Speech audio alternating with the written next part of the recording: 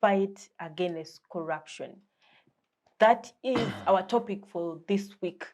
I welcome you to the Inter-University Debate, which is brought to you by Center for Constitutional Governance and Civic Space TV.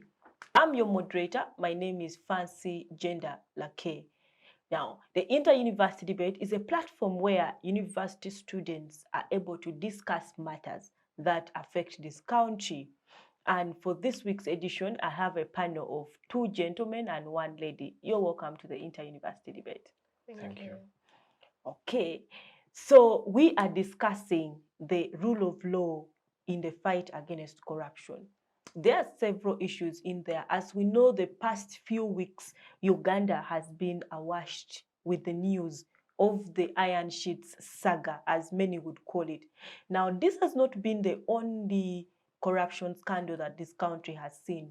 We have seen issues of the PRDP fund, we have seen the COVID fund, the relief food that was sent to the people in Kasese, several other, we have seen issues of misuse of funds in the office of the Prime Minister, and several other issues that have come out. We have also seen prosecution of certain individuals linked to the different corruption scandals that have taken place. The question is, have this country prosecuted everybody that has been involved in corruption scandals? Or have some people been left out? Have we been having the law take effect when it comes to corruption issues? Have we been respecting the law? Have we been subjecting everybody, no matter the position that you hold in this country, to the Anti-Corruption Act? That is a question that we will debate on this panel. We will also get the perspective of the panelists on how this country handles corruption scandals.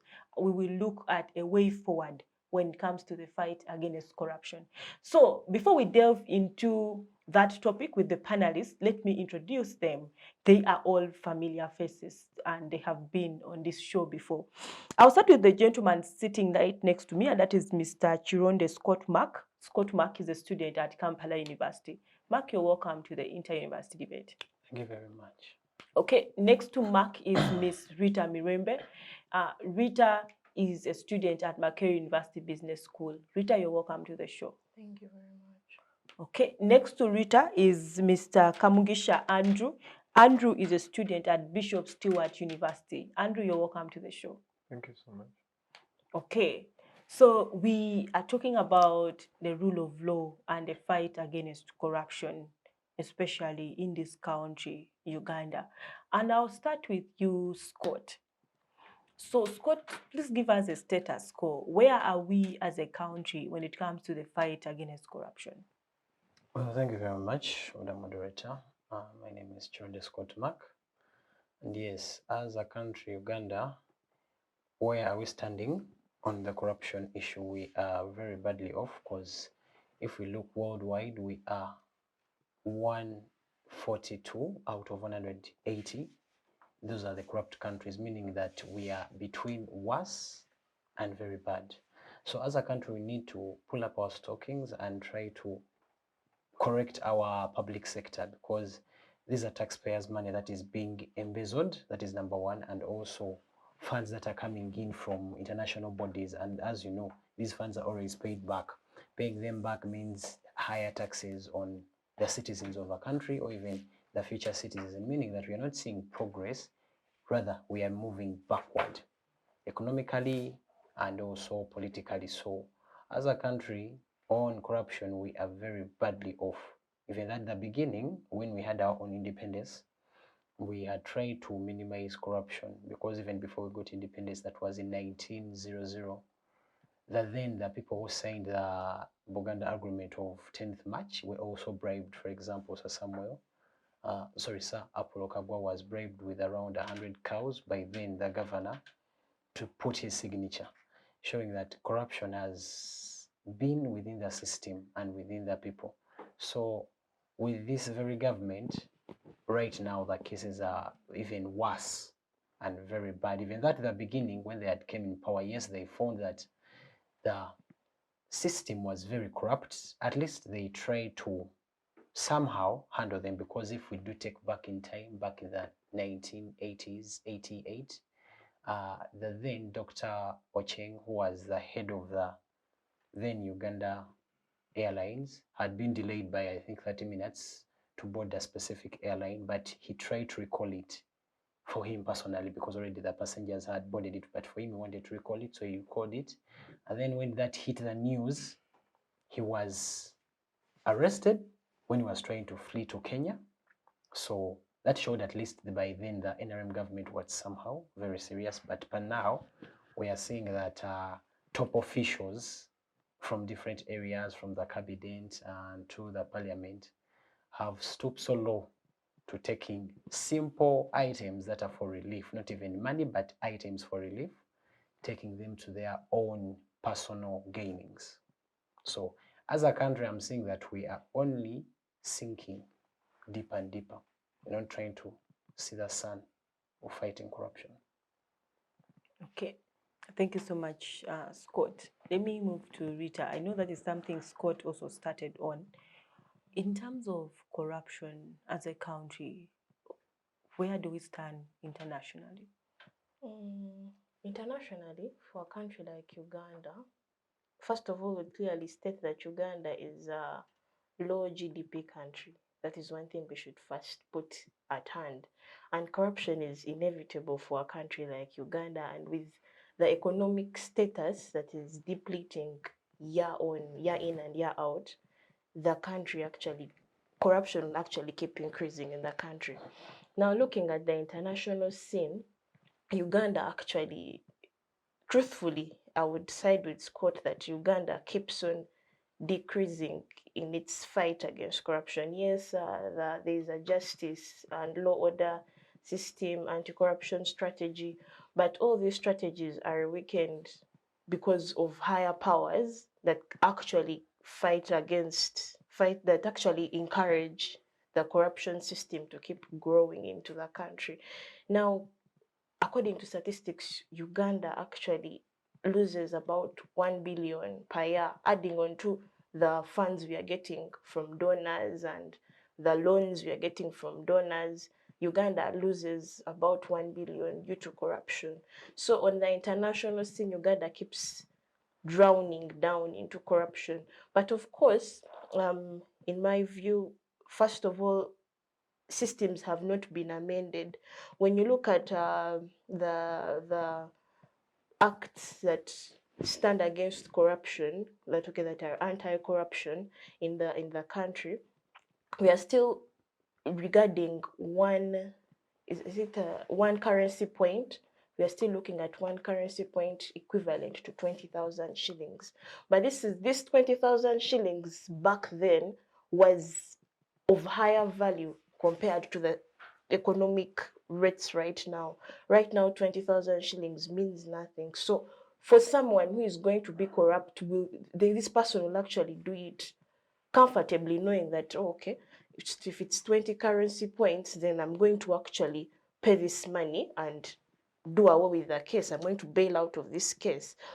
Those are systems that actually need to be amended, in my opinion, when you look at the system right now. And for the country to actually drift out of that pool of corruption, we need to first look at those systems, weigh them. When you look at countries like Singapore, for you to actually go on and be corrupt, it's something that is terrifying, it is scary. Like, for you to actually try and be corrupt, it scares you. But in a country like Uganda, where systems have not yet been amended, corruption is still looked at as something very easy, something I can do today, and after a few weeks, after a few months, I will get away with it and it will be covered in the sand. Okay. Thank you so much, Rita. Let me move to Andrew. So, Andrew, this anti-corruption fight that we are talking about, what are some of the things that the government has put in place in order to curb corruption here in Uganda?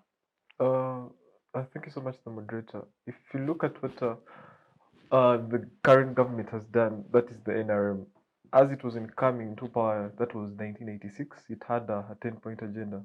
Under the 10-point agenda, corruption was number 7. But even that said, if we look at what the government has done, we had the Anti-Corruption Coalition Uganda, a body that converged all the anti-corruption bodies in Uganda, and they used to have a march, and that was exemplary in 2008, where they had a march that converged these different entities that fight against corruption to name and shame the corrupt leaders.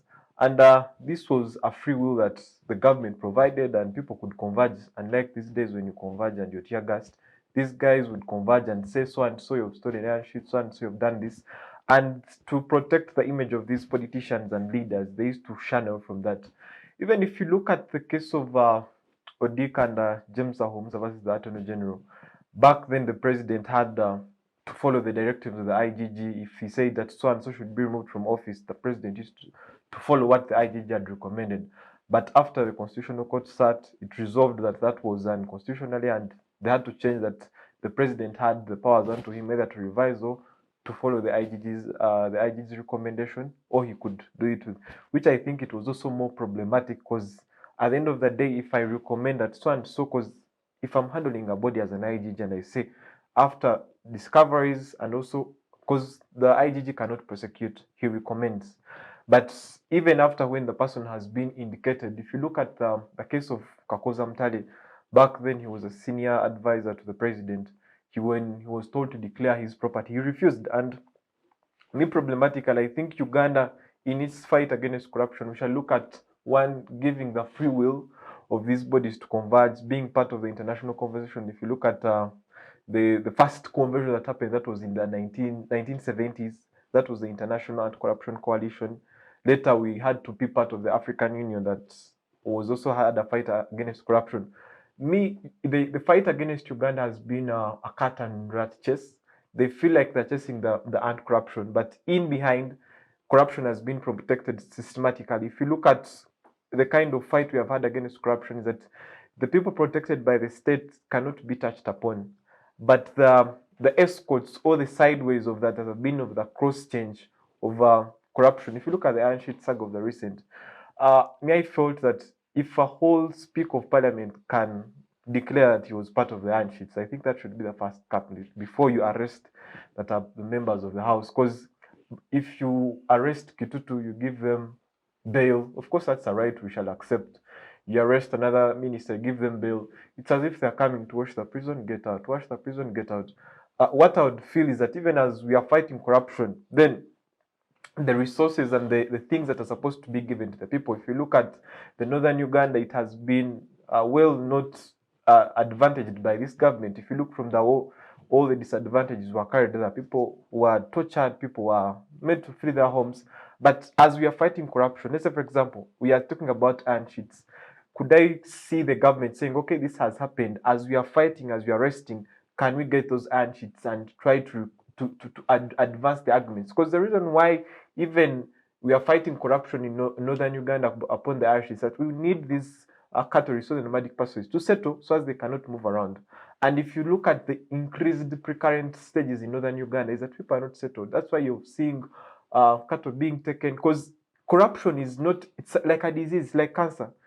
You don't control it, you just control the symptoms, it will still continue to spread. Because if you look at the Katosi road here, previously that had the saga of Mukono here, the road was given enough funds to be recuperated. But what happened? The minister took it, and what has been done? It's just a simple camera. I always call it entertainment in the camera that we have arrested so and so. If you looked at Ernest Nandutu, she was busy smiling as if she had a coffee, and they're like, "I'm just going to arrest you. Come back." I would feel like if you're arrested on charges of She actually corruption, said she's going to the beach. and if I feel like corruption is not being fought, because if you look at the president's statement during the corruption week in December, he uttered and says, please, those corrupt people, if you control them or if you approach them, they may handle their money outside countries. Let's allow them to build hotels. Now, if a head of state can make such an address, then I would feel, what can he say behind the corridors of power? And that also puts into mind the judiciary. What does it do in the fight against corruption? If you cannot ultimately say, we are arresting, we are disposing of your property, then I feel like it's not well required as a state. We feel like the fight against corruption should be well much versed in the IGG. Even I remember the IGG came out loudly and said, there are some people I cannot touch. Now, if you cannot touch the people, if you're given that office, then I feel like even the anti-corruption coalition in Uganda is not playing its role. What it does, it sits in camera and says, oh, please, this is happening, this is bad. I feel like the groundwork of fighting anti-corruption shouldn't be done as a way of appeasing people. It should be done in a systemic manner. One, if someone has, say, embezzled funds, can we see assets being freezed? I would feel like by the time they brought Kitutu, those all part of the property should have been confiscated or freezed. We should see that shunning of people that associate with people that are part of corruption.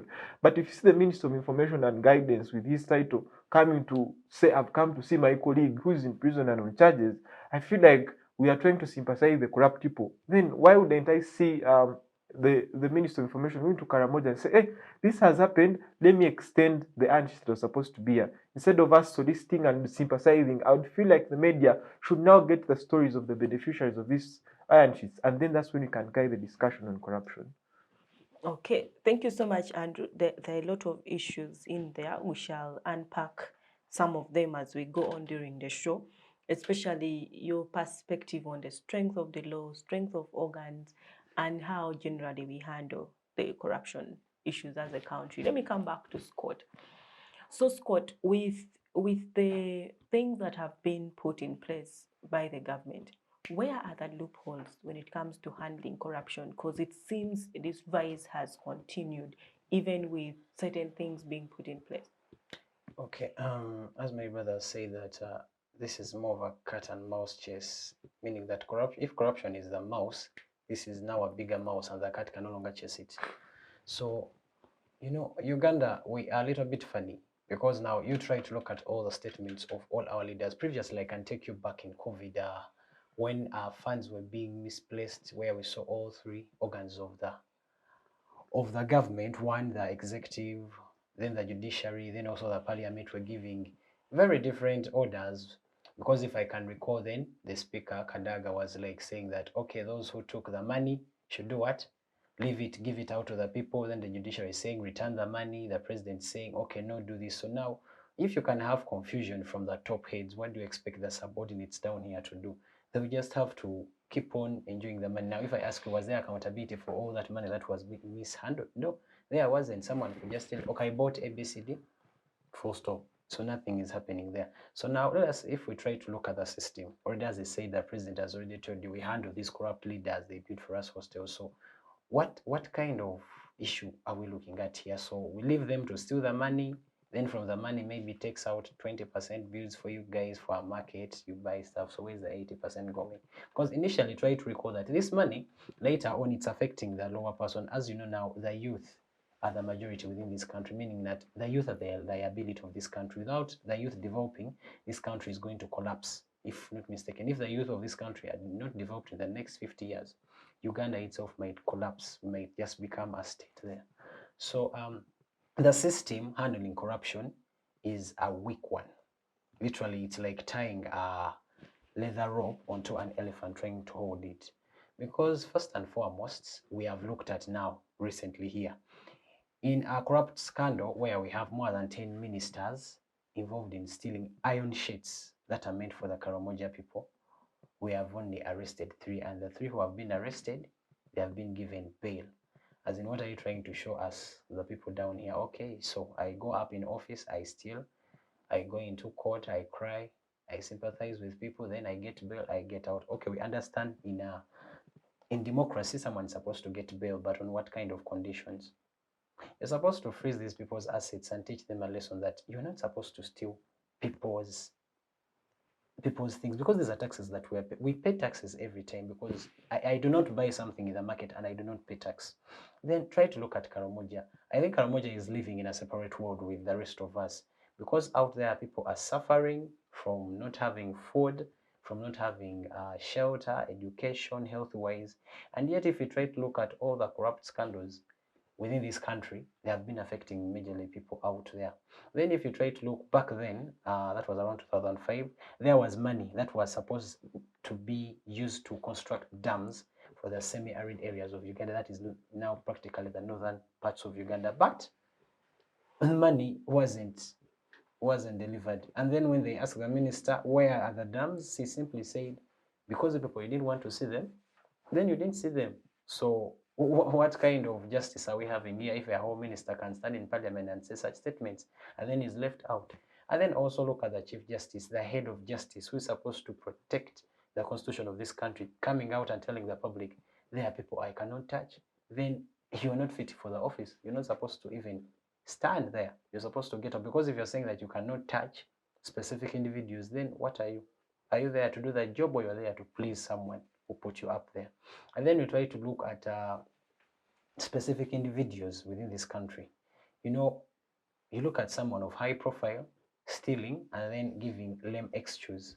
You know, someone was being asked in the parliament, why did you take the iron sheets? Because he gave, I call it a luggish statement. I took the iron sheets to empower my people by roofing them in for his animals. So I'm trying to understand how is the citizen of this country benefiting there? Is the citizen going to receive a free goat or cow?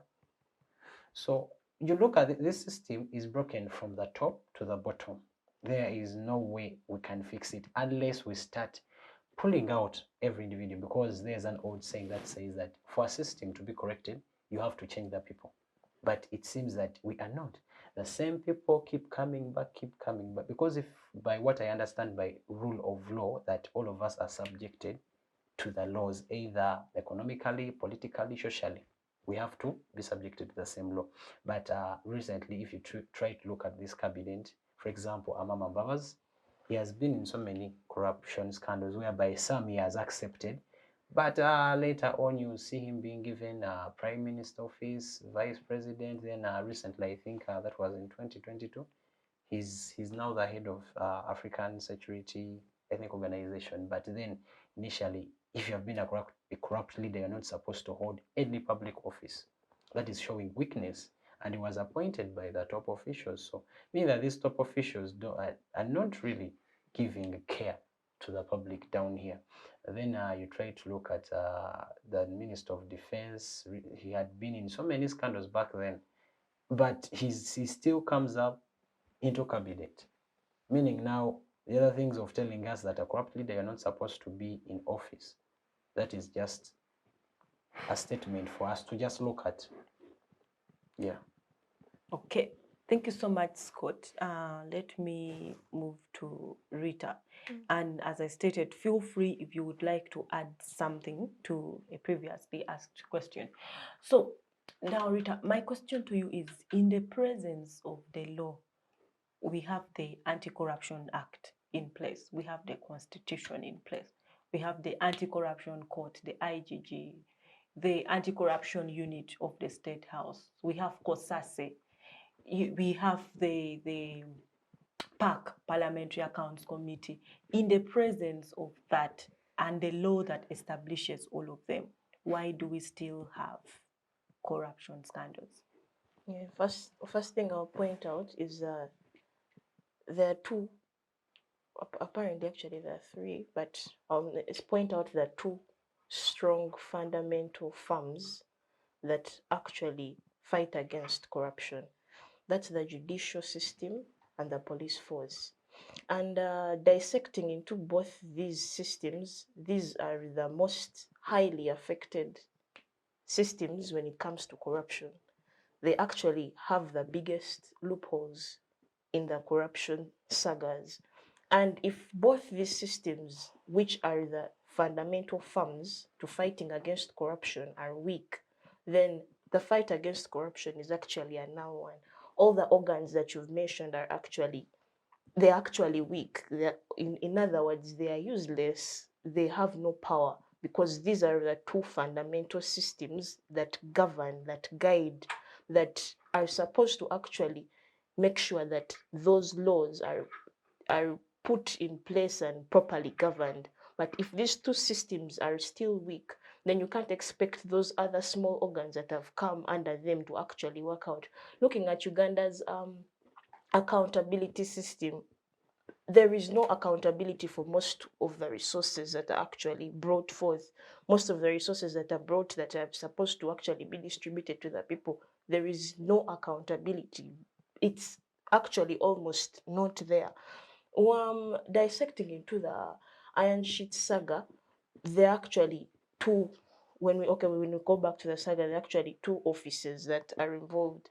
That's the Prime Minister's office and the Speaker's office. Very many of those, actually both of those organs and very many of those people still fall under the judicial and the police force. And that comes back to what I'm saying, that if both those systems are still weak, then our fight against corruption is a useless one. Those are things that we actually need to look at. What I talked about in the first phase, that systems need to actually be, they need to be restructured. Those systems, the systems that we look at before, those systems actually need to be restructured. A lot of things need to change in order to fight against corruption. And again, I would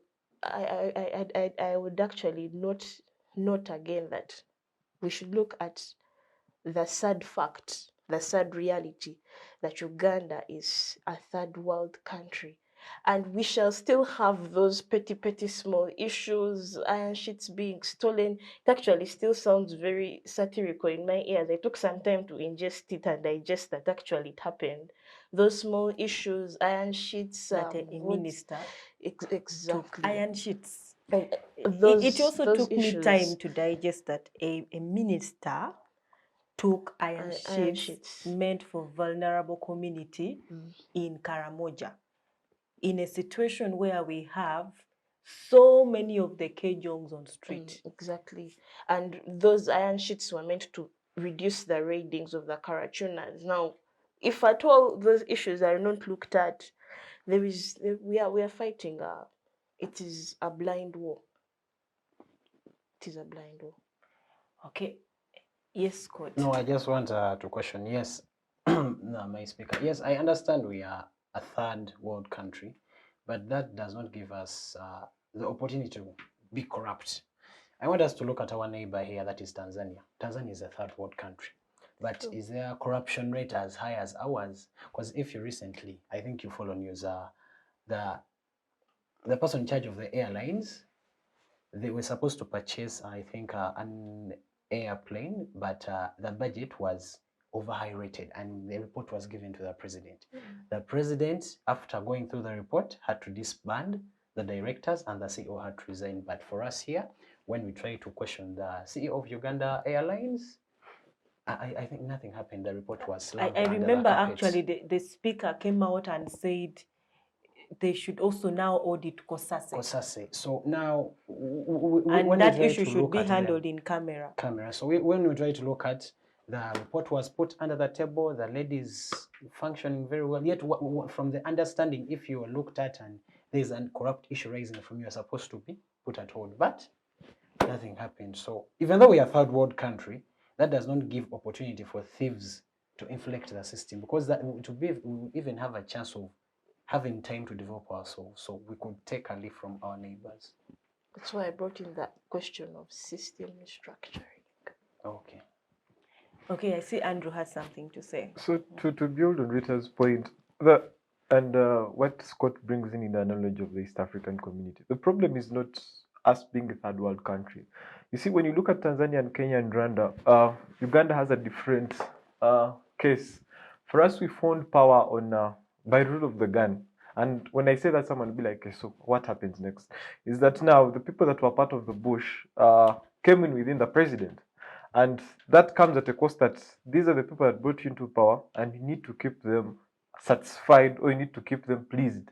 And this brings in the knowledge of people that are untouched. Unlike in Tanzania, where they don't beg you, because this is a democratic country, whereas the other past, they have changed the presidents over and over. So it's not that someone has done me a favor, or we got 26 guns and went into the bush.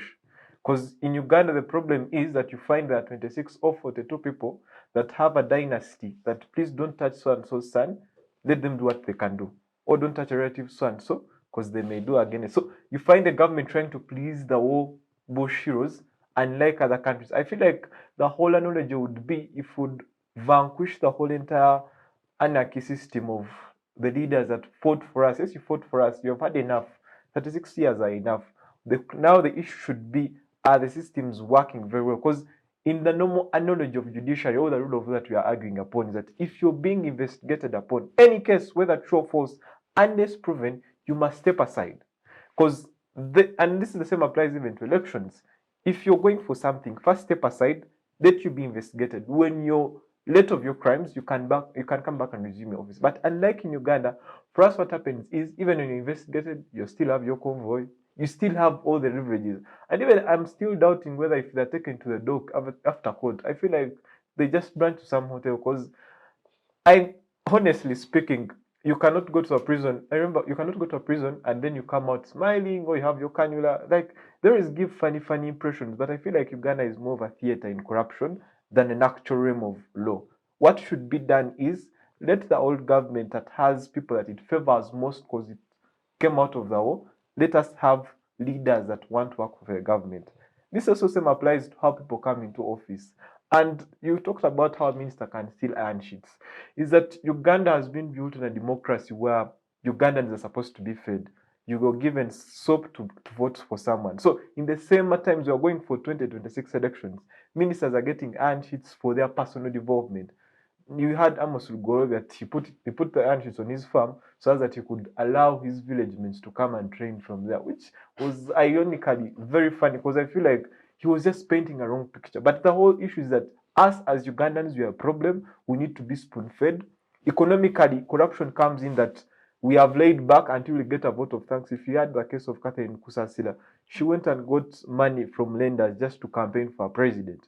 If you look at the political perception is that we don't hear ideologies, we hear what is brought on the table. It's all about abuses, show off, and what you bring on table. And that's how corruption stems in. Even at the lowest stem of high school, we have been running sensitization of corruption issues with the State House of Uganda under the debates. But you find students saying that even prefects, normal prefects, primary, they need sweets.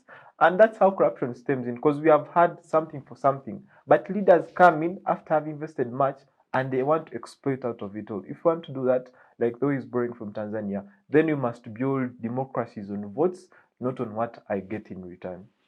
Okay, thank you so much. And something else I would like to also get your perspective on is how, specifically for the iron sheets issue, connected to the rule of law, how the top government officials handle this matter. For example, when we see the iron sheets issue, the law is very clear. There is some sort of embezzlement and diversion of funds that happened and resources. So my question is, why haven't we had the law take effect? Why have we had top government officials returning iron sheets? Because the question is not, from my understanding, the question is not a return, a crime has been committed. Why haven't we had the law take effect? Like you've had, the crime has already been committed. It's like when I kidnap your kid and then return. Whether I've returned it or whether I've not, that's still a crime. I think the reason why the law hasn't taken its precedent, and the question would be that if you look at even themselves, the prime minister, if you look at Kitutu at the time when she said, for her she accepted, look here, I was part of that crime. And by the mere fact, Rory is being caught and you say, I've pleaded on your own plea of guilt. And that would be very much possible because I feel like the CID sits down and looks on the list and like, okay, can we just agree next week you're coming? Because like they just say like, okay, I think next week should just have a like after 3 days. Because if you look at the pattern, let's first have Kitutu, he pleaded. Let's have Amos Gobi. As if they're doing gender balance, boy, girl. So I think next time we're having a girl. But I feel like back on a serious note, back on a serious note, that the reason why we don't really have the law taking place is that Uganda has very good laws, but the implementers are bad. And the reason why the rule of law doesn't take place is that whereas even we think the judiciary is independent, and someone would say that I've spoken as a common man, is that even the head of judiciary has to first seek concessions with the head of state and say, so this is your person. Should I really assemble in the Daga? If you look, this can be very evident in the case of Gava cases. If you look at Jim Mwezi, he's now a minister. But the law specifically stipulates that if you've been caught in the realm of corruption, you shouldn't go back in office. But even before you blame judiciary or the rule of law, you also must blame parliament. The parliament has power to vet people that come into those positions. But at the end of the day, what happens is that even those people vet them when they know there is a crime history. And I ask myself, let's say the rule of law played its role in the case of Jim Muhwezi. If you look at the case of Kakoza Mtale, when he was a senior advice secretary to declare his property, he refused. And when they asked the president, like, let's reinstate him. And the question is that every time when the president does that, he undermines the rule of law, even whereas it wants to do. I feel like if the upper arm of the government is still in the hands or in the realms of judiciary, then the judiciary has to come and sit as a laughing tom in the whole saga of the iron sheets. I feel like why the rule of law is not working, one is that, like Richard said, we have police, CID department, well equipped, having testimonials in the parliamentary solutions. When people are confessing, even you don't need to first have a plea of not guilty. People are saying, yes, me, I took the iron sheets. But you hear even the minister Kasaija laughing, is like, yes, I took the iron sheets. Even you have the prime minister on 2 corruption scandals. That is one of the COVID. The very first man issue called on COVID. Yes, It that was from Gulu, right? Yes, and this is the second time we're having the office of the prime minister vindicated in such scenarios. And the only thing we have is that these are people that head institutions. We have a prime minister. How do you call the prime minister and say we have arrested you? Like, the government wants to keep the respect of these offices at higher realm at the expense of justice. They feel like arresting the speaker would undermine the realm of the arm of the legislator, which I feel like, regardless of what office you occupy, as long as the constitution does not protect you, you're bound to be liable into prison. I feel like we shouldn't have a cat and mouse and agreeing over it, like, this time you're next, this time it's a girl. No, if you're part of the Anshit saga, if you're on that list that was released, be taken for questioning. But these things of, let's see, I think this time we shall bring Amos, next time I think we shall bring, because gender balance, haven't, like, it's like gender balance, and it's after a specific time of period, and after that period someone is granted bail, so when they clear that prison they bring another person. It's like, doesn't make, I feel like the rule of law hasn't worked its effect, regardless of the laws and regardless of what the committees prefer. If you've had Kosasi, the man has already spoken, the spokesperson of NUP, he has given reports, but these haven't put into consideration. Even if you look at this recent siege of Francis Namgang, she came back in parliament as if no one was. And it's like we have forgotten that, And, you know, and, that even happened. and the good thing is that whoever is writing the script on which Uganda moves on, I think he must be a very good move director, because after the iron sheets, we shall go in goats, and there are very many scandals that are coming on board. And the question is, when do we feel like these things are being put to the cause or are being put to bullet? We just pitch something and leave it in the middle. I feel like the rule of law should be respected regardless of who you are, regardless of what office you occupy, regardless of what capacity you've put onto the country. As long as you've gone beyond the law, you should be held culpable. Okay, thank you so much, Andrew. Let's get your perspective as well, Scott, on the rule of law and in the fight against corruption. What is your perspective on that? Yeah, before I go into it, I just wanted to add something small. Yeah, he's right. Uganda seems we are in a movie. Every time you're having chapters from the Mabati, then you go to KCCA, payments not being paid, then you have the NSSF saga. From NSSF saga, now we have the goats. You know, as if we are being diverted every time. Now the new thing, I think, trending, we have the potholes. That's the next thing. So I think it's about to cover up the Mabati, and we are going to forget about it. So when I return back to the rule of law, it seems that rule of law favors some and doesn't favor some. Meaning that someone, for example, a minister was censored in parliament, everything was done, because that day it was a full house. They said, no, let us take her off the seat. Yeah, all of them agreed. 2 days later, she's back in office, she's working. So remember, all that censoring, they will be like, oh no, we need this money, this and this. So money is being used in everything, but people are not acting up. It seems that you just come for a show, you show the citizens, okay, we are going to censor her, she's getting out of office, everything, but then it's okay. We have ashamed her publicly, but she can continue moving on with everything. So it's showing that and remember what she said, I am not leaving. Yeah, she was Until the spotted. president tells me to leave the So seat, it I'm shows going that nowhere. the president is everything. He's the law. The judiciary, you're useless. The parliament, already, because you can see already in the parliament there are conflicting realities. As you can see, the speaker already she's involved in the Mabati saga. As parliament already, you know that the speaker has been involved. Let her step down, but she will continue. She even returned the iron sheets. She's there saying, okay, yes, I took them. Because in one session she was like, yes, I took them, but I've returned them. Now you have an open statement. You have witnesses in the entire room. Oh. Then the police, you're going to tell us, Enanga would say we are investigating. we are investigating. Yeah? We just want to talk to her. It seems this is just a dialogue. You know, you call up someone, you say, okay, now, yeah, you stole, but okay, try to return. Show the public that you did wrong, but you're returning. But where is the punishment for this individual person? You know, yes, we have the speaker store, the prime minister. Okay, we understand these are big offices. We don't want to be ashamed on the global world. But if I recall, South Korea had a leader that was a president. She was a lady. She was involved in a scam of corruption with Samsung. She was prosecuted in office.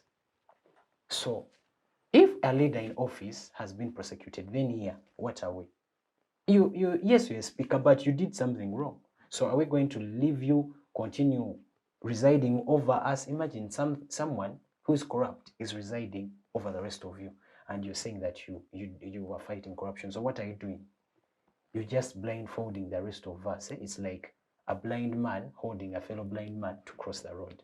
What is going to happen? We are going to have two dead bodies at the end of the day. So the systems are good. The problem is that people within the systems. No matter how many times you try to open up different entities, CID, prosecutor's office, IGGG, you know, and sometimes I always say that these, you know, they always say dividing work is more of simplifying work, but sometimes you are expanding the entire thing, because now somebody will be called to the IGG, then you hear tomorrow the CDI is calling them. You know, they're trying to divert.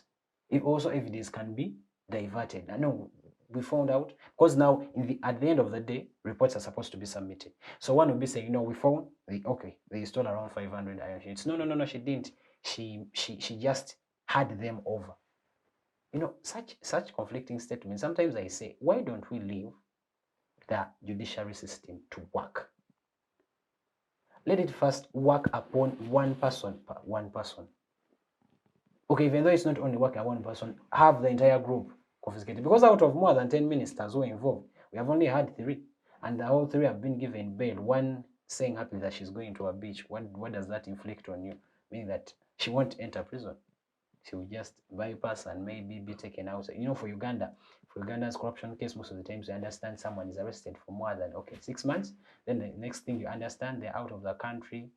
Maybe they're outside there in Europe living their life. For you as citizens, you're quiet. You think the guy was put into prison, but no, someone is out there still enjoying on your taxpayers' money. For example, Sam Kutesa was involved in a corruption scandal with a South Korean. But if I ask you right now, do we know where Sam Kutesa is? Okay, yes, he's no longer in active politics, but he's out there enjoying life. You know, they'll try to tell you that in jailing someone, there is always that age you're not supposed to jail.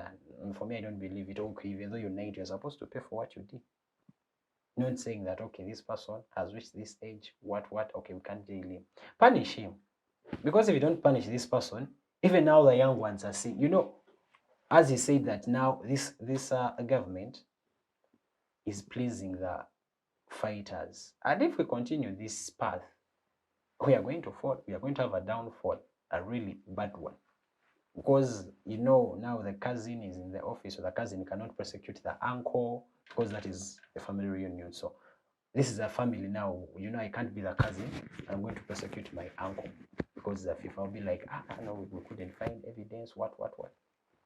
And the case does what? Goes off. So we need, if it's cutting this tree, you don't need to cut branches. Cut entirely from the root. Disband the entire tree. Then plant new trees. Of course, we are surrounded with East African countries, but if you try to look at the way they handle corruption, it is much better than us, than most of them. Okay, thank you so much, Scott. Let me move to Rita.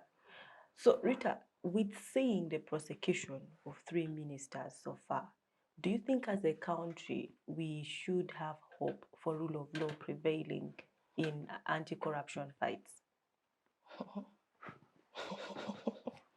Rita started by laughing. No, as a country, no, honestly speaking, it's like Andrew said, we are in a theatrical play. Basically, as a country, no, there isn't. Okay, Three ministers, no. let's hold on to that, and then we take a short break, and then you Mm. come and answer. So we are taking a short break, and we'll come back with Rita answering that question. See you after the break. Digital rights are those human rights and legal rights that allow individuals to access, use, create and publish digital media, or to access and use computers, other electronic devices and telecommunication networks. Digital rights include a right to freedom of expression, information and communication through technology, a right to privacy and data protection, a right to credit for personal works, a right to universal and equal digital access, a right to identity, a right to anonymity, a right to be forgotten, and a right for protection of minors, among others. The state's digital rights are frequently violated through various unfair actions, for example, blockage of websites and social networks, theft of credentials, unauthorized use of people's data for personal gain, privacy intrusion, online censorship, arrests and intimidation of online users, internet blockages, and the proliferation of laws and regulations that undermine the potential of technology to drive social, economic, and political development worldwide. It is hence every citizen's responsibility to respect rights of other digital users and to speak out or report to the responsible parties when one's rights are violated. Welcome back from that short break. We are still discussing the topic rule of law in the fight against corruption. And we have a panel of one lady and 2 gentlemen from different universities. We have Scott, Rita, and Andrew discussing that topic. So before we took that short break, we were with Rita, and I had posed the question to Rita that with the prosecution of ministers, so far we have seen 3 ministers. Are we seeing light, some sort of light? Are we seeing rule of law taking part in the fight against corruption?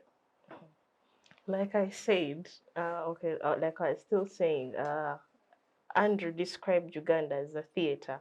And yes, it's more of a theater because the rate, actually, I would call this case a snail case because 3 ministers being prosecuted is almost nothing.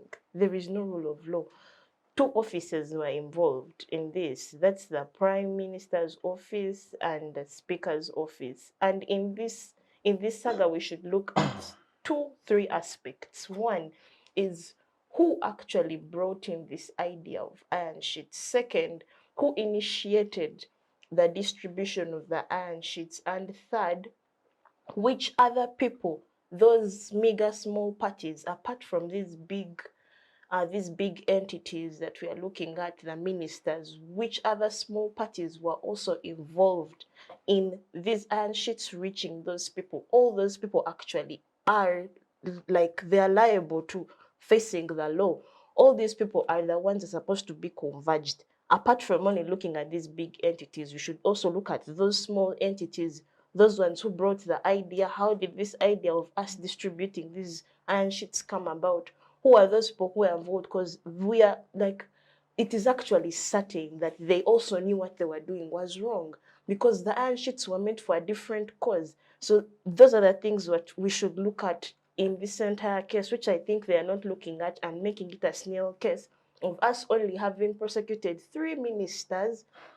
It doesn't make any sense to me. We are nowhere when it comes to the rule of law. Andrew and Scott brought in an idea of they brought in the aspect, actually not an idea, but the aspect of moral decaying. Moral decaying is actually one of the challenges that the anti-corruption units are facing. He talked about cutting the tree from down, removing from the roots. And I think we should also look at the fact that the small entities, small systems below all these upper governing entities also have those tiny corruption leakages, those small exchanges of money. All those things keep growing. Those are things that we actually should look at when we are fighting corruption. Those were very important points that I was going to forget. So those are things that we should look at, because the people actually also have a hand in the growth of corruption in the country. So I think those are the things that we should focus on. Those are the fundamental questions and issues we should look at and ask ourselves as citizens in the country today. Okay, thank you so much, Rita. Let me move to Andrew. Andrew, I know you're a law student, so I would like us to look at the legal aspect, the laws on corruption, especially the ones, the Constitution Anti-Corruption Act. Do you think the law is strong enough to handle, or are there certain areas that probably might require some sort of amendment? I think you addressed a very important question of the one of laws, and I feel like laws are there, but the problem with Uganda is that we have the resources, but the people implementing the resources are the ones that have a problem with. Because I would ask my question, the question would be simple: why would we have numerous bodies? If you have an IGG's office, why would we again have the state anti-house corruption unit? Like, we have a duplication of these reports, of these organizations, and on top of that, the question would be, who monitors the ones that are investigating? And that's the question that most governments fail to address, because if you're investigating someone, then what if you're implicated? Let's say, for example, the head of IGG department also is part of that saga. Who is there to monitor them? And for me to think that the law has failed is, one, the laws that are there are not being observed. If you look at the Constitution, it guarantees the office of the IGG. But even when it guarantees the office of the IGG, you find most of the work is more taken over and more creditized. Because if you look at how much work the state anti-house corruption unit is doing, is more than the IGG's office. And I would feel like, why don't we have a merger of these organizations to work under the same department? Because you find every day someone is arraigned under the state anti-corruption unit that have arraigned someone in court, but the IGG's office you find coming out annually with a report. And I ask myself, what are we doing? The laws are there. Why don't we prosecute? If you're supposed to recommend someone to be prosecuted, why don't we see this happening? Then if you look at the Whistleblowers Act, that someone must be given some certain money, I feel like the whistleblowers, if you look at the saga, there's one who, the same office that created a whistleblower in themselves, and they write themselves money. So I feel like the people supposed to protect us using the law are the ones that are using it to exploit it individually to benefit themselves. I feel like the Whistleblowers Act is a little bit more patriotic, but patriotic in an exchange business. Yet, when we are sensitizing patriotism, I feel like regardless of whether I've been given money, regardless if I've been given a 10%, because they drew a structure. If you report certain amount of the money that is recovered, we shall cut for it. It's as if because you're encouraging more theft. Because let's say, for example, if I reported Chitutu, okay, now I've reported Kitutu, so I should get a cut of the iron sheet that's supposed to be for Karamoja. That is ironical in nature. I feel like the Whistleblowers Act should be amended, and the principles that should be eradicated among the citizens should be the principles of patriotism. That if a road is not constructed, it affects me, it affects my grandmother, my uncle in the villages to transport their goods to the market is. If a school is not constructed, then the future that is going to be built is going to be built on premises that poor education will result into bad doctors, even bad service delivery. If you look at even distribution of electricity, we shall have load shedding. People who do milking, they won't have the services they should be receiving. So I feel like in the long run, the issue of the law is not the problem, but the issue of the implementers should be the issue that we should question ourselves. And I feel like we should have a review. Among the things I should advocate, we should have a review on how we address these people. But the way corruption cases are always handled, it's catch the subordinators, but the high people don't catch them. The high profile ranking people don't catch them. I feel like we should start with the people that send them. Then we can get the subordinators. Because other than we shall have people that are being used as mouse traps. Because at the end of the day, we always see how you trap mouses. You just remove the rat and leave the trap. I feel like we should get even the person who set up the trap. The question of the iron sheet should first stem on the various questions. One, they are going to Karamoja. these offices that were given these various handsheets, were they the offices supposed to be distributing these handsheets? What happened to the office of the Prime Minister?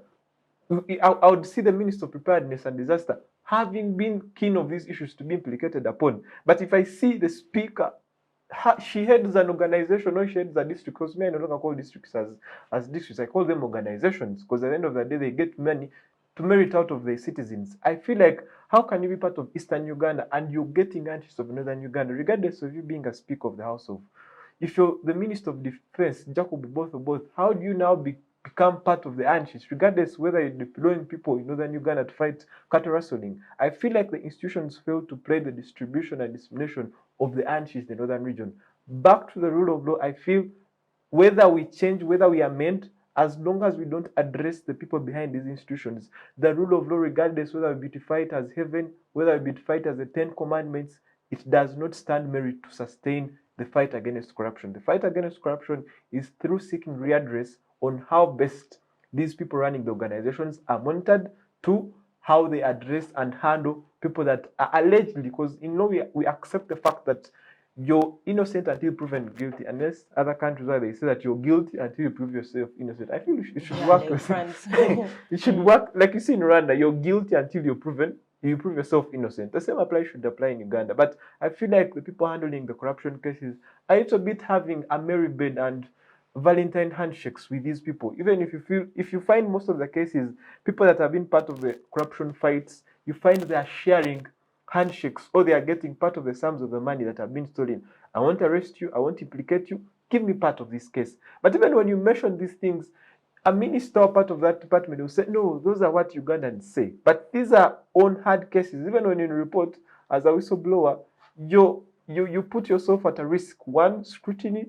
Two, being imprisoned. So what I would feel, even regardless, before we blame the law, what are these anti-corruption agencies, NGOs that are doing? They are sitting and relaxing. What happened to the sagas of 2008, where I would feel like they should be tagging? I love the man on Twitter called Jim. He began an exhibition of potholes. And now we are having, so we should have parliaments go to Twitter. If we want something, we do an exhibition. I think we should now begin the exhibition of iron sheets. And we see if they can work on that. I feel like the corruption cases and the rule of law, the law is not a problem, but the people behind, the people that are addressing the corruption cases. Thank you so much, Andrew. Let me move back to Scott.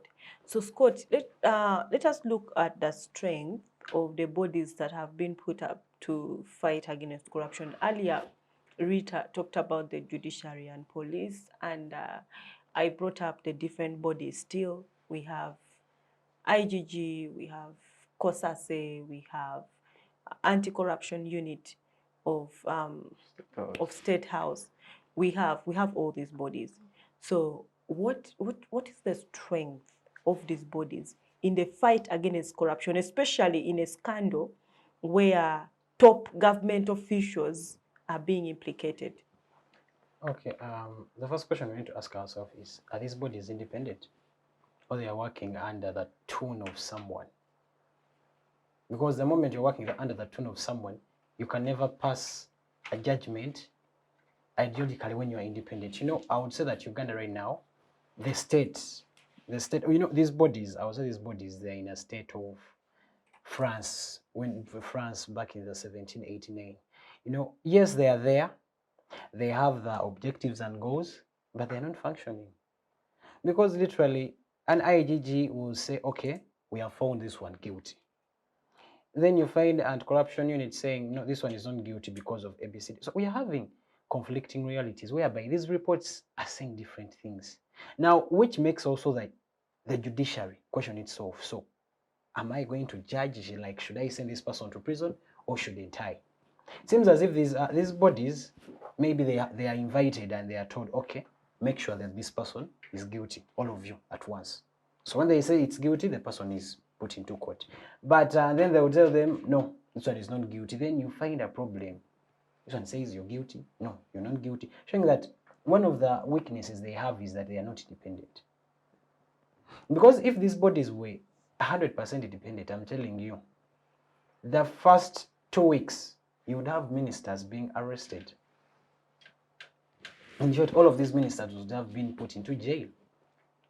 But now, for a minister to be arrested, the IG will tell you they are still doing investigation. You don't know how long the investigation is because you're supposed to also give us how long are you taking investigation. You will not investigate forever. You have to say, okay, we are doing investigation for the next 2 weeks and then give a report to parliament. But then you say we are carrying on investigation. Also the police comes in, okay, we are also doing investigation. So who is doing the right investigation? What if both of you have paths leading to an end or to a dead wall? So it shows that at least if one of this unit was the head of all of them and all of them were under one, meaning that they will be giving what? Their entire reports to the, for example, let me say IGG and corruption unit, giving their entire reports to the judiciary. Then a final report is made. Because if a final report is made, we can arrest the following culprits. Meaning now the strength is working together, meaning teamwork. But the fact that all of them are separated, all of them have different reports, all of them have their different units of perspectives on two individuals, and some of these individuals they are arresting, they were they were into the making of these units. So it's like arresting the founder of a specific unit. They find it and they'll be like, how can you arrest him? He's the one who put us up here. And then you find that sometimes those who are working within the very same units to fight corruption are connected to these people, meaning that if they arrest a specific individual and he finds the people he knows, he'll be like, come on now, we are all fighting what? Poverty. We are trying to make sure that our homes are good and everything. So they'll be like, okay, we are going to do this and this. We make sure that evidence is script off. Then you're free to go. Because you cannot tell me, all of you cannot come up with at least a report that is 95% accurate. One comes up with a report which is incomplete 20%, the other one has 40, this one has 15. They are not even to the maximum of 50% to put the culprit into prison, meaning that already these bodies have been interfered in their activities to run. So it shows that the system is not the problem, but the individuals within the system are causing these entities to fail one by one, which makes them a nuisance to the public. Number one, they are driving funds of the government, and they're not also being, they're supposed to be accountable, but I don't know how many times they have given their accountability to the public or to the parliament. Okay, so Scott, something else there. So do you think they should, from your discussion, are you saying they should come up with some sort of structure where there is these bodies are joined together in the fight against corruption? Yes, according to me, I say they should at least, if you say that you have IGG, okay, that is good. You have the anti-corruption unit, that is good. At least now let them work together, be under one same body. Okay. Because this at least will try to show us that you people are going to work together, there's going to be teamwork, and the reports will not be conflicted. So they should make the body so strong and untouchable that these top government officials are not able to manipulate. Exactly. That's because now there won't be any threat saying, okay, now this is the speaker, this is the prime minister, or anything. So, even a small unit saying we are arresting the prime minister of the country, they will also be scared now. I know. Okay, thank you so much. So let's look at the solution part of our discussion, and I'll start with you, Rita. So how best do we as a country ensure that rule of law plays in the fight against corruption? I'm going to just focus on three things briefly. I think Uganda's asset valuation system is it's not efficient enough. Yes, they're going to value this person's assets who has been pointed out as a corrupt official, but these reports are not brought out clearly to the rest of the people in the country. If there is a proper asset valuation system in the country, I think that would also help in the fight against corruption. It will actually assist the rule of law in the fight against corruption. Then another thing is the whistleblowers policy. Very many people actually would be afraid to come out and clearly point out that this person and this person were involved. What brings me back to the other saga, the Iron Sheet saga, is that there are those other small parties we don't know about that we need to know about. And if those small parties would actually be protected in one way or the other, we'd actually be having a clear statement in regards to that issue. Then another thing I would look at is the moral aspect of it, if the institutions below, if the people, the young generation that is still coming up is looking at those small petty things, those small exchanges as relevant, I give you, you give me, then corruption will fail to be followed. The rule of law actually is still going to remain irrelevant.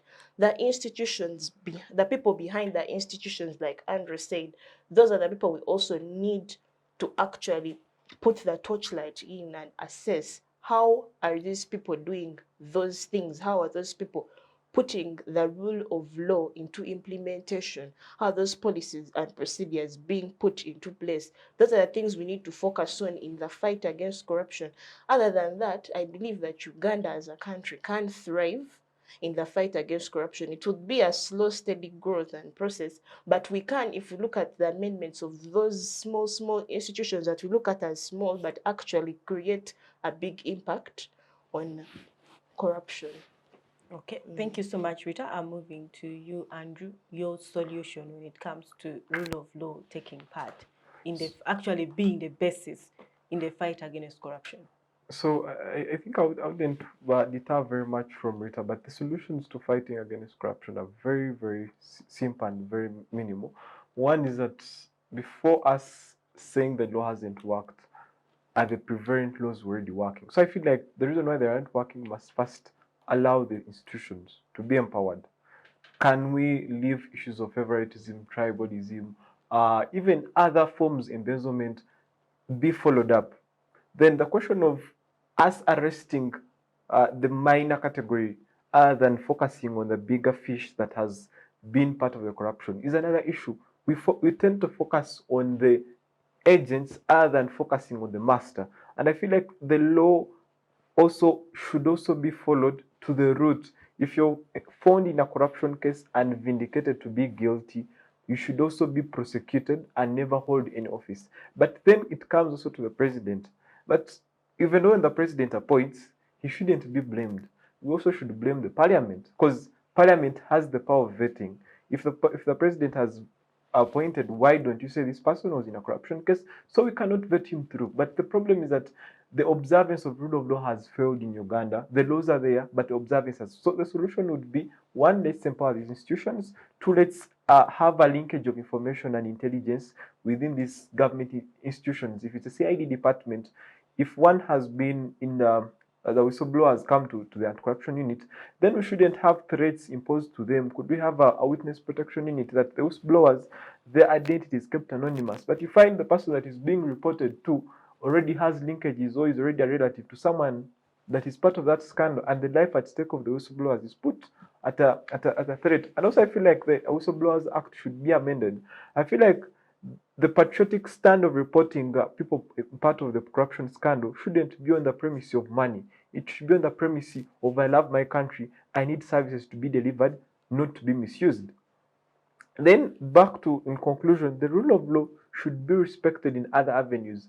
One is that the judiciary has tried to play the Article 28 speed and fair hearing, but not in a well charismatic manner. I feel like they are playing it to satisfy the eyes of the citizens. The government is playing the card to satisfy the citizens. But as you're satisfying the citizens, corruption does not end. I think it stems down from what the politicians do. In elections, we pay money to get votes.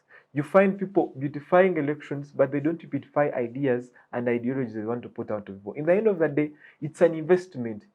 That's why I don't call districts no longer, I call them organizations. If I invest in an organization, I need return back value. And the citizens have forgotten that the money that you receive in elections, these people have to get it no matter the circumstances. People have put their houses at loans. So if leaders continue to exhibit the character of money, of giving spoon-fed voters, or to spoon-feed them with things, then it would make even our own citizens, even if they would want to make patriotic moves to announce the corrupt people, they wouldn't make through. Even if you look at this leader in Bushenyi, who was part of URA, he was alleged to be a corrupt official, a URA commissioner, but still people have moved on and they don't even want to scrutinize them. But our leader was part of, as a URA commission, this was called, is called Katesh.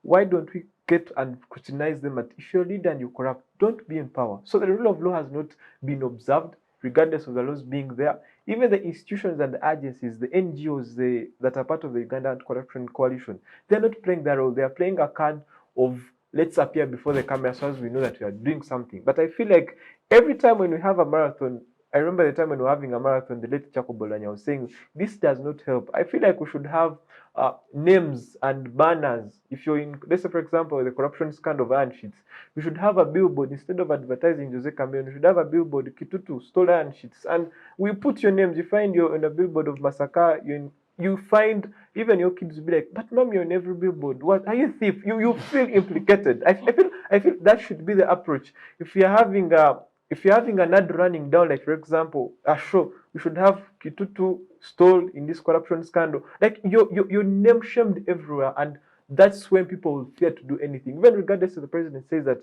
these people run to hide the money, but it will vindicate them to do any other scandal.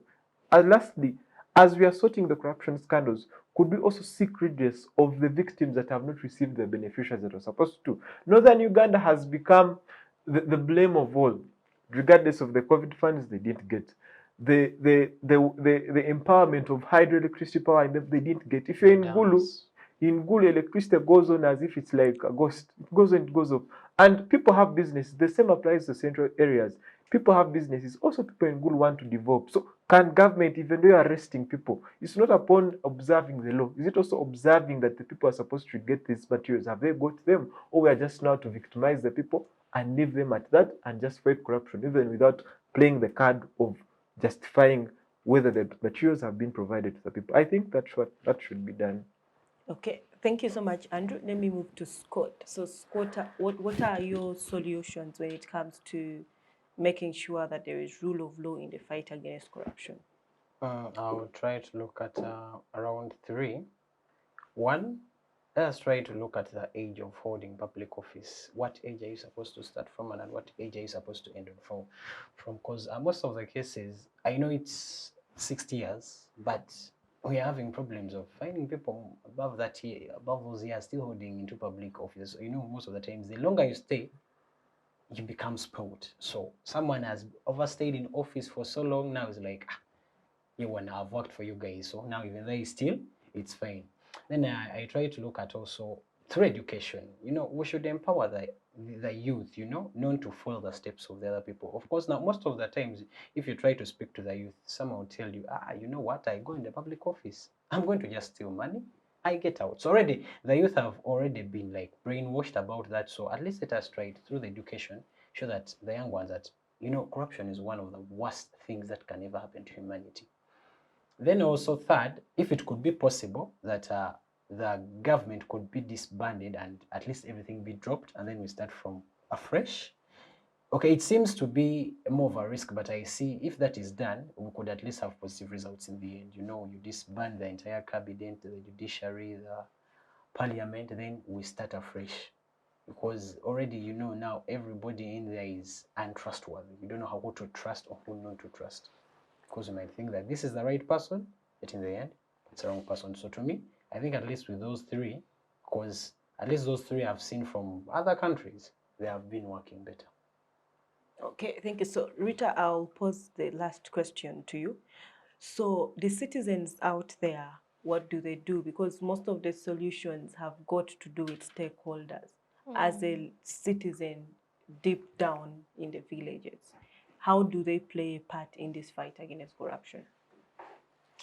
As a citizen, first of all, what are those small corruption loopholes that are still in the lower sectors of rule? Schools, LCs, which role do they play in the growth of corruption? How do they help corruption to grow? Those are the things that citizens should look at. If I realize that my daughter is coming back home to me and she's telling me, "Mommy, I need sweets to give my friends because we are having elections for this post," what am I implanting in this kid? Am I going to give them those sweets? No. Don't give them those sweets. Show them what that exact thing they're supposed to do, what they're supposed to tell their friends instead of giving them sweets. That in its own sense is going to implant corruption in her mind or in his mind as this child is growing. Those are the things that citizens should look at. I've failed to get an office. Let's say I'm in the local government positions, and they're telling me you need to pay off this person to get this. Find a way of refusing. Those are the small cases that need to be actually reported to fight corruption. Looking at jobs, someone is telling you you need to give this amount in order to speak to this person, in order to reach this panel, in order to reach this level. Refute that money. That is how we are going to fight corruption. Those small loopholes, those small hinges and fractures in the lower systems are the things that citizens should look at in order to fight corruption. Now, that is the only way them as citizens can contribute in the fight against corruption, because they're not going to come to upper offices and tell them stop being corrupt. No, but those small steps, I call them baby steps, those small baby steps can actually help in the fight against corruption. Because as a child grows up, they'll know I'm not supposed to give this to get this. I have to work for it. I need to show them that I actually deserve it. And that's how we shall fight corruption as citizens in the country. Okay, thank you so much. We have come to the end of the show, so I'll give a minute each for the panelists to give us closing remarks. I'll start with Andrew. My closing remarks are very simple. When people discuss corruption, they think it's a political cause, but it's not. Corruption is a me and you need desire to drive out cancer. Because when someone is suffering from cancer, you don't say it is because of what they did. Yes, they may have done some things that led to their bad health, but corruption is jointly forced regardless of the political parties we support, regardless of what affiliations we do, regardless of the tribes, regardless of where we come from. Corruption is a cause. Lastly, is that corruption can be only disseminated if we all have the willing and the patriotic desire to drive it out. Lastly, is that if we still have corruption, we shall not have a sustainable, developed country, regardless of what we can do, regardless of the money that we have. It will be putting money in a pocket that has a hole. Okay, thank you, Andrew. Let me move to Scott. My closing remarks are, corruption, as I said, corruption is a desire. And most of the times we have put passion before our principles. So at least let us put principles before passion, because with great power comes great responsibility. And if we try to always put these two statements ahead, within even less than a year, corruption could be overdone within this country. That's all. Thank you. Rita. Conclusively, our role I think like everyone should understand their role. Us as citizens should understand our role. Public entities should understand their role. The private sector should understand their role. Government entities, people in power should understand their role in the fight against corruption. And that is the only way we are actually going to eradicate corruption in the country, by understanding what part do I have to play in the fight against corruption? How can I contribute to the fight against corruption? That is the only way out for us as a country to gradual growth out of corruption, because corruption is actually what deters growth in a country. So that is the only way that we can actually grow out of corruption. Okay. Thank you so much to the panelists. We have come to the end of our talk show. I would like to say thank you to Scott, Rita, Andrew for coming through and being part of this panel. Thank you so much to Center for Constitutional Governance and Civic Space TV for organizing inter-university debate. Most of the times, university students don't get a say in some of these issues, but for this platform, university students are able to air out their arguments and provide solutions to some of the issues that affect this country. To our viewers, thank you so much for watching. Make sure that you subscribe to the channel. Feel free to put your comment and what you think about this topic. Make sure that you have a contribution to some of these issues, especially to do with corruption, which affects each and every person in this country. And from us here, I would like to say thank you. Bye. See you next week, same time.